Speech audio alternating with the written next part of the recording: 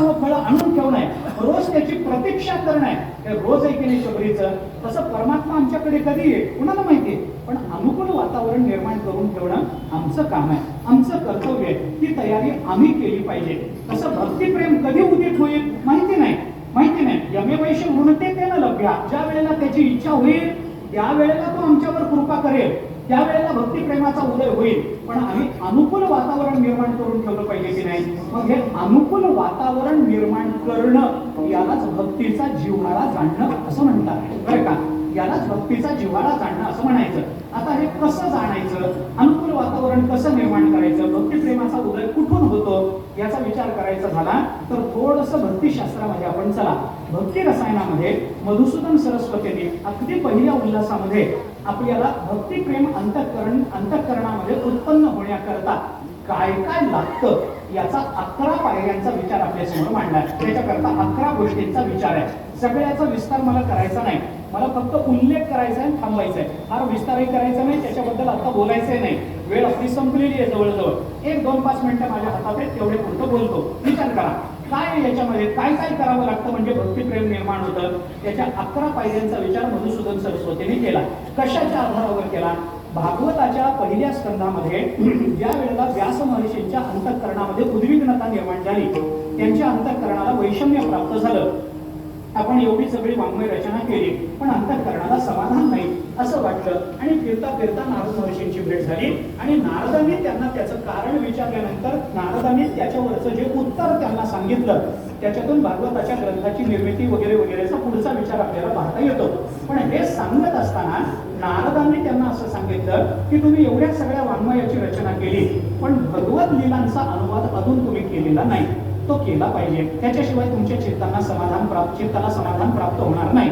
तुमचं चित्त समाधानी होईल तर भगवत लीलेचं वर्णन करा, भगवत गुणांचं वर्णन करा, भगवत लीलांचं वर्णन करा. हे सगळं करा म्हणून सांगितलं. आणि हे सांगत असताना अंतःकरणामध्ये भक्तिप्रेम निर्माण झालं पाहिजे आणि ते माझ्या चित्तामध्ये कसं निर्माण झालं याच्याकरता नारदांनी आपलं स्वतःचं चरित्र व्यास महर्षींना भागवताच्या पहिल्या स्कंधामध्ये सांगितलेलं दिसून येतं बरं का.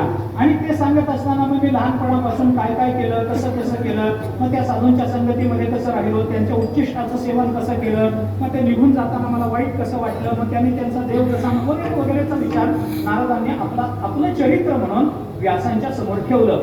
आणि त्या चरित्राला अनुसरून त्या चरित्राला डोळ्यासमोर ठेवून त्या सगळ्या चरित्राचा संकोच करून मधुसूदन सरस्वतीने भक्तिप्रेम उत्पन्न होण्याकरता 11 पायऱ्यांचा विचार भक्ती रसायनाच्या पहिल्याच उल्हासामध्ये केलेला दिसतो.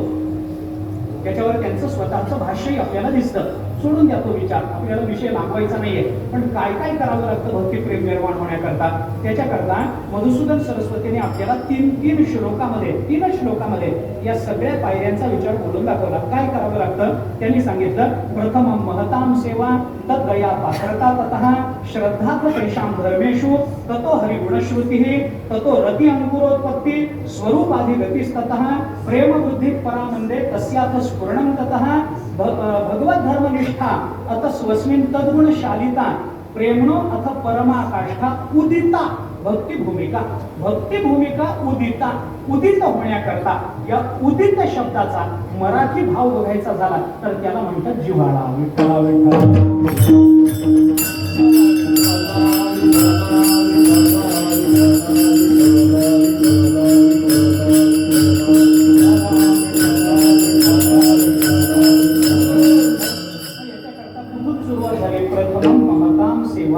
मोठ्यांची सेवा करणं इथपासून भक्ती आपल्या अंतःकरणात निर्माण व्हावी याच्याकरता अनुकूल वातावरण जे निर्माण करावं लागतं ना त्याचा प्रारंभ कुठून होतो. आपल्या घरातल्या वृद्धांची सेवा करण्यातून भक्तिप्रेमाच्या उदयाची शक्यता निर्माण होत असते.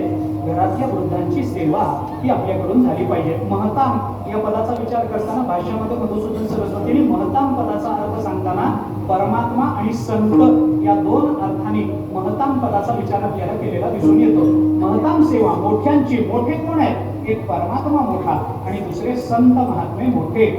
आता ज्ञानोबारांच्या दृष्टीने जर विचार केला तर आपल्याला ते पाहता येतं. सकळ तीर्थाची रुले जे का माता पितरे हे सेवेसी करिले शरीरे लोण कीजे हे ज्ञानोबा म्हणतात की नाही, त्या माता पित्यांची सेवा इथपासून आपल्याला प्रारंभ केला पाहिजे. म्हणजे आई वडिलांची सेवा करणं हे भक्तिप्रेम निर्माण होण्याकरता, व्यक्त होण्याकरता निर्माण केलेल्या वातावरणाची पहिली पायरी आपल्याला मानावी लागते.